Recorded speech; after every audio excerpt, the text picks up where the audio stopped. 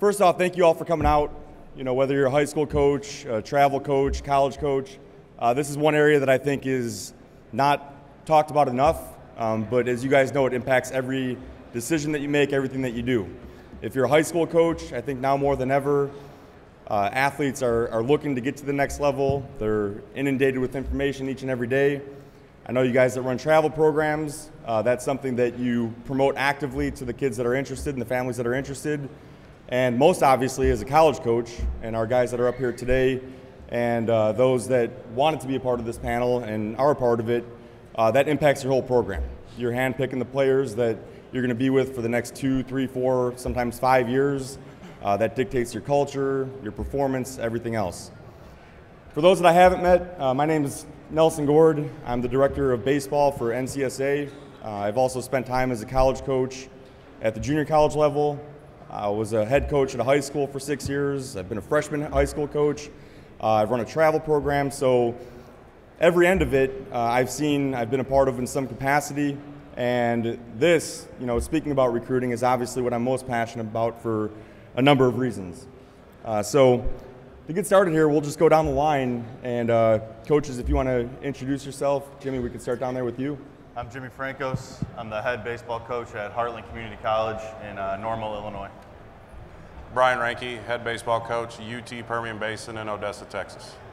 I'm Rob Smith. I'm the head baseball coach at Ohio University. Jimmy Walker, head coach, Ventura College in Ventura, California. I'm Matt Kosderka. I'm the head coach at Lewis and Clark College in Portland, Oregon. I'm John Muller. I'm the head coach at the College of Mount St. Vincent in Riverdale, New York. Okay, what's really cool about this, for everybody that's out here, is we have a mix of all division levels and also geographic locations. So we have the East Coast, the West Coast, the North, the South, everything covered, D1 on down to JUCO, and everything in between. So that's why we're doing this, to see the similarities, the differences, and help you guys out. So we'll hop right into it, and we will not hop right into it. I do want to thank all the coaches that have stopped by our booth, that have taken video, that have been interviewed about their program, guys that were anxious and excited to be a part of the panel. As you can see, with 6 individuals, it's pretty tight, so to have 20 plus was a little bit unreasonable on my end, unless we're doing line changes like in hockey. So now we'll get into it. Our first question here, when it comes to video, you know, what are the things that you guys are looking for? What types of videos? What's important for you to see? So Rob, you want to take that one? Yeah, so video obviously is really important in today's age of recruiting. I think we've heard a lot of coaches talk about technology and the ease of information on the development side. It's very much the same on the recruiting side. For us, how quickly we can get that video on a player can make all the difference in the world as to whether or not we can move forward or not. And the access and ease to that video, for me, is probably the most important piece. There's certainly different components, and some of the other coaches may touch on it as far as, you know, what angle you want to see or what different things of their mechanics you want to see. But for me, the biggest thing is how quickly can I get it and how quickly can I watch it. And in many cases, you know, I've gotten videos in the past where you click on it and now it asks you for a password and then it asks for some other thing, and you don't have that kind of time to get to it, right? Especially on a player you just don't know about. So if this is a video on a player you're just having your first communication with, in many cases, if you click a button and you're not watching video, you're on to something else, right? And so the ease of it, the convenience of it, and how quickly you can get to that content is really, really critical in terms of whether or not you'll even watch it or not. Sure, Brian? Important stuff for us is dealing with angles, especially with the hitters. I mean, I actually like to see guys hit from behind on their backside a little bit. And that's one of the things that is not normally done. I mean, there's so many different places that do good video work, and we just need to be able to make sure that we're seeing the stuff that is important to us. And that's different for every single one of us up here.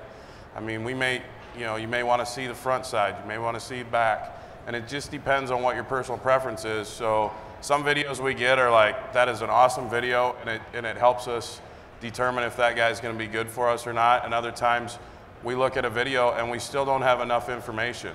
And if we can get a response to that, we need more video, and the sooner it gets back to us, that's a great thing. Because guys that take 2 weeks to get us video, sorry, we've moved on. Jimmy, got anything to add? Yeah, just kind of echoing off those guys. At the junior college level, video is obviously one of our key ways of recruiting. We don't really have the big budgets like some of the bigger Division I schools do to always go out and recruit and see, some of the top talent across the, for us, the Midwest or even the country. So we do really rely on the use of video. And again, just echoing these guys, how quickly we can get it. But also from our program as well, the thing about the junior college level is every 2 years, these kids are again in the same recruiting process they were back in high school. They're trying to move on to whatever level, is best fit for them. So for us, video, as quickly as these guys want to see the video, we're trying to get it to them.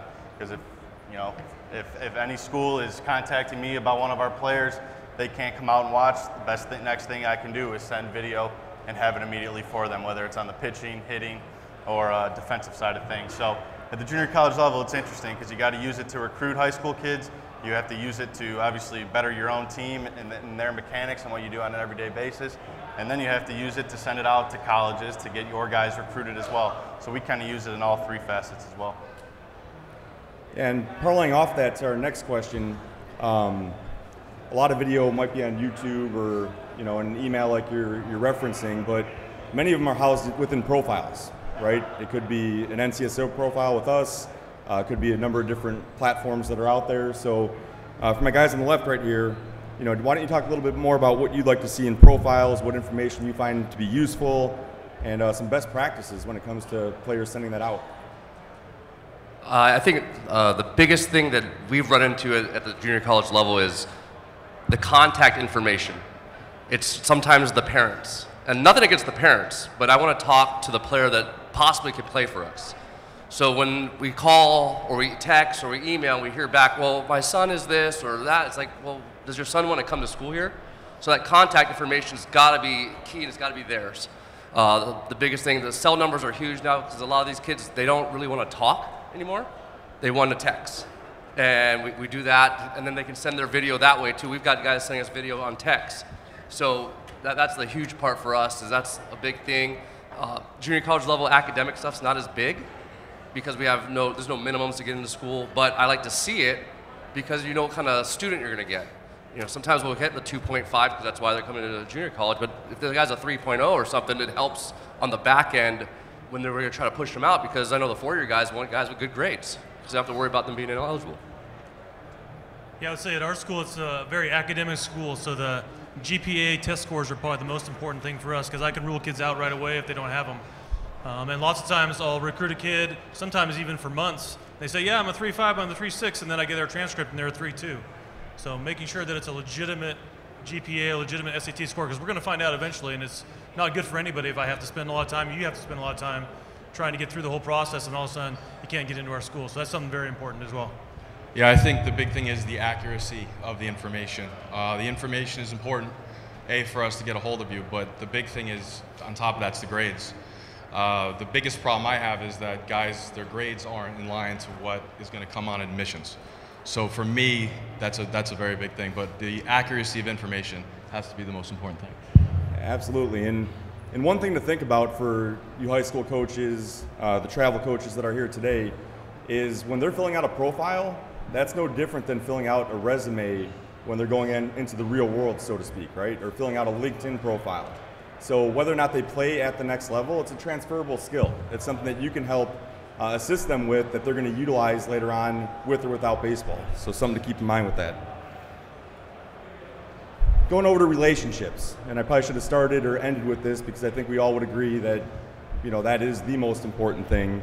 But Rob, why don't you talk a little bit about your relationships with high school coaches, with the travel coaches, and how that impacts your decision making? Yeah, I think one of the biggest things that I've learned over time, and I've actually been on that side. I've coached high school. I've been a part of a travel club before.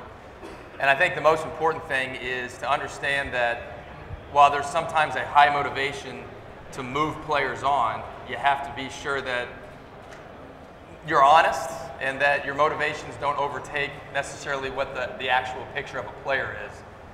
Because ultimately it's not about pushing that one player onto a school.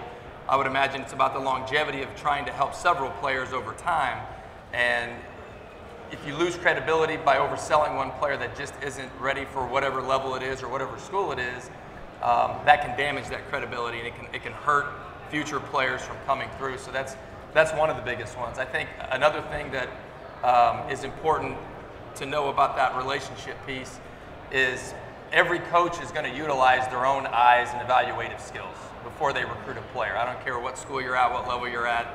So the exchange of information is really more informative, right? Informing a coach about a player that you feel potentially could play for their program. The coach's still going to go out and watch him, right?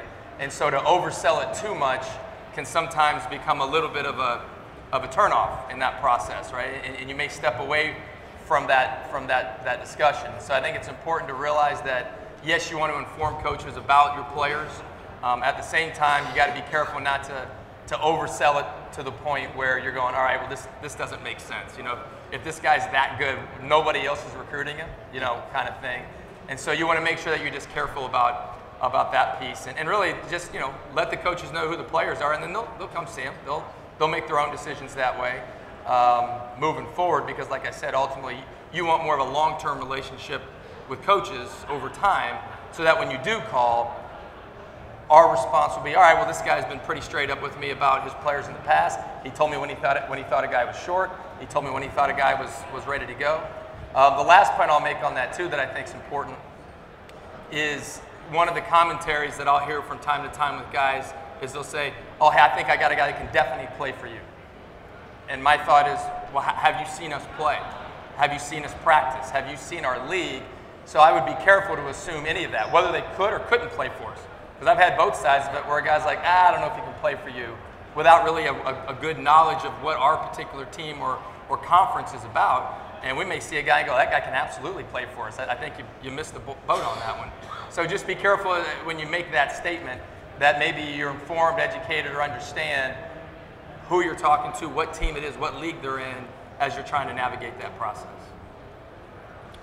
For us, talking, obviously, we get to deal a lot more with the select coaches and the club coaches, because those are the places that we can go see more people at the same time. We also have to talk to the high school coaches, because they spend the most time with those guys.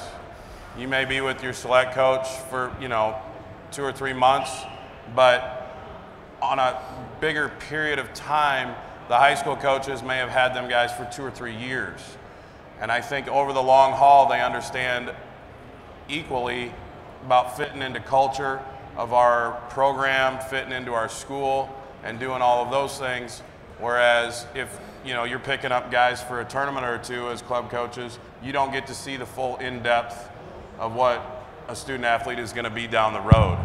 And honestly, underselling is a lot better than overselling 100% of the time, every single time. Burning bridges with guys on any level, it just doesn't work. Yeah, just going off that, at the junior college level, I would say the advice I would give to a high school or club coach is to educate them really on what each different level of college baseball brings. From the junior college standpoint, our main goal is to move these guys on to whatever division may be, most appropriate for them. Sometimes junior college has a stigma that, just because you can't play at this or that level, you're going to go junior college, or just because you're dumb in the classroom, you're going to go the junior college route. That's not always the case. Last year in one of our playoff games, there were 12, 13 guys in the lineups going Division I. There's some pretty good talent across the country at the junior college level, and I just think the educational part is a huge piece in the kids and the families knowing, what exactly comes with it. And then you can relate that to the academic side as well, educating them on, if you come to the junior college route, you still do have to maintain a certain GPA in order to get to the level that you want to go. It's not like you can just come to the junior college and never go to class and not do the work, because then your career is going to end after 2 years of college baseball. So I think education is a huge piece, and just reminding the families and the players who will be making decisions of what, from my standpoint, what the junior college level can really bring. One thing I would add too, to a couple of those points, I think it's important too, as you're trying to help players move along, that you also really sit down with them and the family and get down to the absolute factors that matter, right? And because I've seen scenarios where kids may initially go, I'll go anywhere, coach, just help me out. And then you guys put yourselves out there and you call a school going, hey, I got a guy. And then come to find out, you put some time into it, you make some calls, you might even have the kid on a visit, and then he's like, oh, this is too far away. It's like, well, you knew that. Like, you knew it was 10 hours away. Like, why go through all this and have your coach put his neck on the line there for you, and then you say it's too far away? And so sometimes, too, it'll help you in terms of your relationship with college coaches and even credibility to dive into those things right away and really get a good feel so that you're not pushing players out to areas that they're just not going to go to, right? Or maybe it's financial. Maybe you got to get into that a little bit and really understand their financial situation, because those are really, the cost of schools online. They can, Google Maps how far a school is away. These are very easy factors to figure out. What do they offer for majors? These things are really easy to get to, and if you find out later in the process one of those become an issue, then that's frustrating, certainly on our end, when you go, well, wait a minute, we put all this time into it, you should have known we were 10 hours away and that was an issue, right? And so that's just something to be aware of as well. I think a lot of those factors are huge. I mean, our school in particular, we're isolated. We are extremely isolated in West Texas, and if we're bringing you in on a visit and you're like, hey, I'm interested, and you're from California, and you come there, I don't think I can go this far away from home. Those are things that you need to help the kids set as parameters, just like you said, and make sure that you understand to educate them on all of the factors. Educate them on NCAA Eligibility Center. Educate them to make sure that their test scores are getting done. Educate them on the whole experience, because most of you guys that have done this, you've gone through this whole thing before, okay? Educate them on everything. Yeah, and what's really interesting, a couple points there, how few high school athletes have seen college games, how few some coaches have actually recently been out to see games at all levels. On the opposite end of that, you guys are out every weekend, right? You're out all summer long, pounding the pavement, and you have this kind of this polar extreme ends of it. So thinking more about events and what you guys see to this side of the panel here, what are some best practices? What are some things at events that you do? Like, talk us through your whole experience from pre, post event, what you do while you're there. Well, the biggest thing for us is an accurate roster. Numbers are right, GPAs, contact info, those things are huge. When I've done travel ball, because I've had to do it, I stick it in the fence, it's rolled up, coaches come by, they grab it, they start looking, the numbers are correct, the guy does something well, and then we start talking about the player. That's the biggest part. On our end, it's when we contact the coaches, it's like, hey, so-and-so pitching, and when is he pitching? Oh, he's going to throw the 5th and 6th of this game here. Okay, perfect. And then you show up and he doesn't pitch. That part is frustrating because we got to watch multiple guys, because when we try to go to a showcase, we're trying to see as many players as possible in a short period of time. So everything's got to be to the detail. Hey, if he's starting here, we can go watch this guy, then we can walk to the next field. So just being accurate with your information is key for us, even at our level when we go out and watch some guys. We don't have a huge budget. A lot of it's out of my own pocket to go watch games. And then so I got to make sure these guys are playing and throwing. If they're not going to be there, I got to stay home and watch something close. Yeah, I would say I don't want to harp on it too much, but again, the academics is important for us. If you're a coach at a tournament, it's also nice to have some kind of academic information on there if you can get that. If I go to a showcase, I can eliminate probably 70% of the kids right away just because I know they can't get in. So that's something we definitely look forward. And then when I'm at a showcase or a tournament, I'm looking for a separator. Right? A lot of guys, especially in the summer ball, there's tons of teams out there now. A lot of the guys look the same, right? You always look for something that's a little bit different about some kind of player to make them want to be a part of your program. So maybe it's their effort on the field. Maybe it's the little things they do. Those are definitely things that we pay attention to as we look forward to those events. Yeah, with the first thing, like you said before, the accuracy of the roster. A lot of guys don't submit rosters. You have random players showing up. Even if you carry something on the side, that you can give to us when we walk over and ask you about a player, that's important. It's a major thing that we run into on a regular basis, making sure we're looking at the right kids, we're going through the right roster. The next thing, like you said, is we want to be able to see the players that we're going there to watch. We get the videos, we're getting emails all day, but the big thing is we need to get out there and see the guy play live. You know, so when we go, we want to make sure the kids in the lineup, we want to be able to communicate with you guys, but the big thing is we're talking to the kids. So the communication between the high school coach or the summer league coach and the player is important for us, because we need to make sure when we're driving out to a tournament, we're flying somewhere, going somewhere, that we're maximizing our time to see as many players as we can. So, you know, the big communication thing and just being able to go there and get the job done, see the right player, you know, that's probably the biggest thing for me. That's one awesome. One thing I would add to that is also, if you know a coach is going to be at a tournament or a showcase, contact them in advance. Let them know. And maybe they don't know about you. Maybe they do need to know about you. And also at the same time, we'll go to showcase and tournaments and get a lot of guys who contact us after us and say, what'd you think? What'd you think? And like, obviously, if we think a guy's somebody who's going to fit our program, we're going to contact them afterwards through email or text or whatever it is. So if you don't get that information, maybe it's not a fit for them. So maybe it's something you don't want to spend your time wasting in there. Yeah, and the last one here, we're just going to open this up to all you guys. We'll start actually at the far end with Jimmy one, with Jimmy Frankos. What's the one piece of advice that you would give to a high school, to a travel coach, to pass along to their players about this process? The one thing that really stands out to you? I kind of harped on it earlier, but I think the biggest thing is educate them. Does everyone want to play Division I baseball and go professional? Yeah, absolutely. That's everyone's goal growing up. But the Division I level or any of those levels aren't the route for everybody.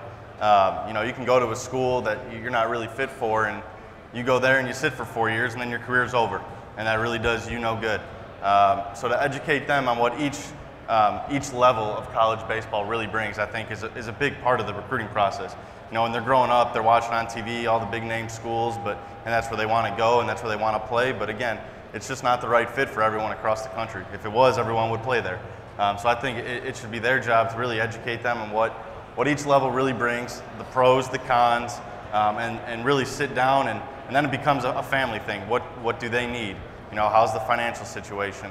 What are they looking for on the academic side? Playing time. Really get to know what their important factors are in making their decision.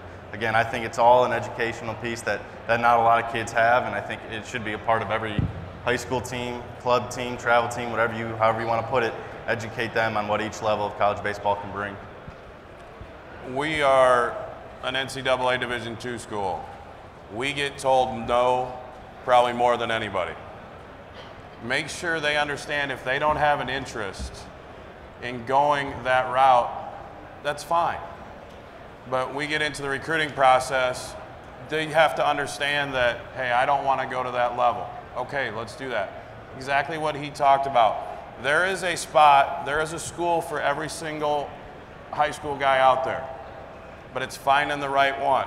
You can look at the World Series teams from every year that play in pro baseball. There's guys from junior college, there's guys from D2 schools, there's guys from NAIA schools, D3, and Division I.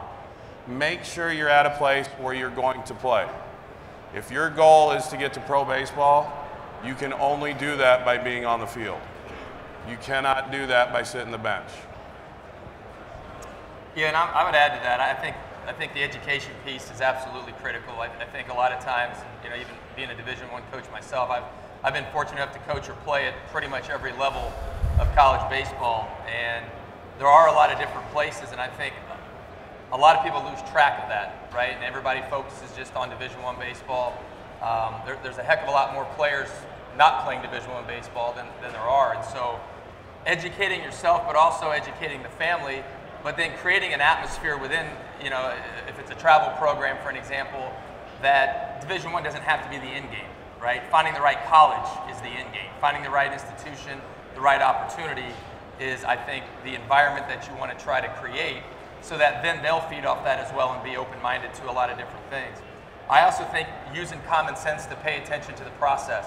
In many cases, as you're trying to guide young men into whatever opportunity they may or may not want, the process will tell you a lot of times, right? And so you're the guys getting the phone calls or the emails from coaches.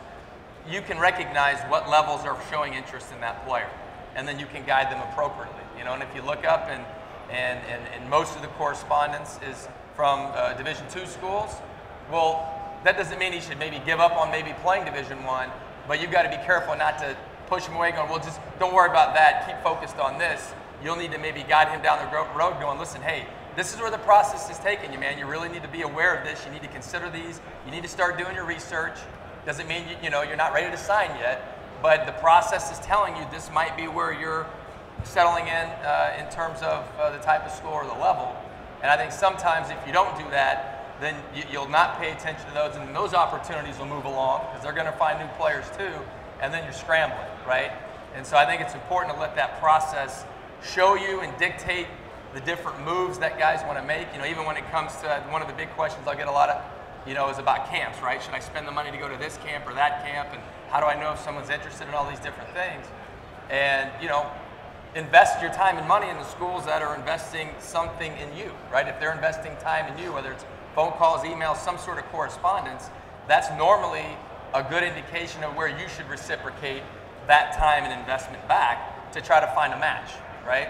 And a lot of times I think that gets lost in the shuffle in the pursuit of whatever it is they're trying to pursue, maybe where they're most likely to land, they're not seeing that clearly enough. And I think that's where coaches can help create that awareness to make sure that they do end up in the right situation academically and athletically. I'm just going to follow up. It's just being honest with your players and their families, and being brutally honest sometimes is a good thing. Like I said, I've been part of travel stuff. I understand that part. You get players, you got to do certain things. But if you're not honest with them, they're going to make a bad decision. They're going to go somewhere where they don't like it. It's different than how the recruiting process went, or they just get caught up in something. So being honest with them and saying, this is where you're at, and here's the options. I'm a product of the junior college system. I thought I was a D1 guy in high school, no D1 offers. I went to junior college, learned how to play the game better. I became bigger, stronger, faster, and then I got to play Division I baseball. So I tell them, hey, here's the if you want to do this as a player, you want to be a D1 guy, and no one's calling you, here's your option. But if there's a D2, a D3, an NAIA, there's other things, the right place, because that's the fun part about college baseball is playing the game. The relationships you build with your teammates at that level are the friends for life. And if you're not honest with your players, because there's guys out there, I've seen it, oh yeah, he's a D1 guy, he's a D1 guy, he's a D1 guy. Well, how many D1s have called you? None. You're not a D1 guy. That's just the truth. So being honest with them, and like I said, being brutally honest sometimes, it's a good thing. Because now you're not overselling your players to guys just so that their parents can be happy that, oh, he got a phone call or something. Because then you're in a relationship that could be down the road when you have a dude and they're like, oh, he called me about this guy last time. No thanks. Yeah, I would recommend asking your players to ask themselves 3 questions. Number 1 is, would I go to that school if I didn't have baseball? Because obviously it's very frustrating for a coach and a player if they come to school, they love the baseball, but the rest of it isn't okay. We've had that happen and guys leave. Right? It's a big decision to choose a college, and if you try to go start over again, it makes it really difficult. Second question I would ask, and some of the guys have talked about already, is can I play there? Right? I know for me, I had some opportunities to walk on a Division I, and that was kind of a big deal. Luckily, I decided to go to Division III, and I ended up getting to start right away as a freshman and play professionally. So I know that wouldn't have happened if I wouldn't have had that decision made. The third one I would say is, can I afford it? Right? Lots of people think about going to Division I or the other schools because they have scholarships. But not many guys are on a full ride scholarship in baseball, if any. I know at the D3 level, there are no athletic scholarships. A lot of people look at the cost of a school like ours or other schools, and they freak out about the sticker shock, and understandably so. But if they think about the other kind of financial aid that's available, usually the money can kind of work out that way too. So that has to be another question that you need to make sure the guys ask themselves. Piggybacking off of him, the big thing is, everything he said right there is on point. That everybody's saying is on point. But the one thing that I see that I struggle with coaches is the fact that I'm a Division III school. So when I'm reaching out to kids, coaches are either telling me no, the kid's not going to be interested, or no. Well, give the kid a chance to get on campus and have a conversation with the coach if we're a good fit. Give the kid an opportunity to go somewhere where he's going to get a chance to play. Which is what everybody's saying here. I played Division II baseball, I played pro ball. Like Coach said over here, it's if you're on the field, you're going to have the opportunity to play pro ball. That shouldn't be the end result of wanting to go to college. You're going there to graduate. Baseball is the bonus that you get to that. But, the big thing is, I know I wouldn't have been happy if I didn't get the chance to play. No matter how good you are, there is a spot for you to play in college. There is a level for you. But the big thing for me is put your kids in a position where they're going to get the opportunity to get on the field, or at least earn that chance. Too many guys you see transferring left and right because A, they don't like the school, they're not getting an opportunity to play, they're changing their position, they're doing things. You know, one cool thing about Division III is there's a lot more dual role players, you know, where they're getting a chance to play, you know, pitch and hit, you know, and play the field. You know, if that's a pretty cool thing for a high school kid to get to hear from a coach. You know, if you get that opportunity and you get to do it at a lower level, you know, it's big. But the one thing that we struggle with, you know, at the Division III level is you don't, he's a D1 guy, he's a D2 guy. You know, let the kid make that decision. Yeah, and I know one of the catchphrases around here, around these halls in the ABCA is audio gold. That was platinum right there. That was awesome stuff. So I can't thank you guys enough for that. And along those lines, you know, I know it is said often, but don't forget the impact that you guys have as coaches at whatever level, whatever touch points that you have. Bringing this information back to them, spreading that knowledge, that's going to impact the next 40, 50 years of their life. Whereas learning something new about hitting or pitching, how to field the ground ball may impact an out or an inning or maybe a game. This is a lifetime type of thing. That picture up there, that's actually my first win as a varsity head coach, and standing next to me was my varsity head coach growing up. More importantly, he's the person that made college baseball a reality for me. Not because he had all the connections or not because he was hitting the phones every day, because I came from a family that nobody ever went to school, right? So don't ever forget how, not in a negative sense, but how ignorant some of your families that you work with are because they've never gone through the process. Without that man in my life, you know, I don't know if I would be right here. I was kind of a punk middle school kid, but he made me believe in me and showed me that there was life beyond just what happened in high school. So realize the impact, realize that that's the first phone call I made when I got that job. Before my wife, before my mother, I called my coach. So take that with you. Last thing here, I just want to say thank you to the guys, obviously, but then also the staff that we had here with NCSA. Chris Whittlespock's back there, pitched at an Ivy League school, so people that are interested what that experience is like, you know, feel free to pick his brain. Taylor Fordor, he's in charge of all of our college coach relations. So any college coaches that are out there, if you have specific needs in any recruiting class, if you have academic requirements for your school, please get that information to Taylor, because really, when it comes down to it, we're here to serve all of you, right? We're here to serve you as college coaches, get you what you need, and as high school and club coaches to help streamline that process and make it easier on you. So we're down at booth 1800. We'll be around the rest of the weekend. Again, guys up here, thank you so much for the impact that you have on the game and being up here to answer all these questions, and we look forward to hanging out with you the rest of the weekend. So thank you.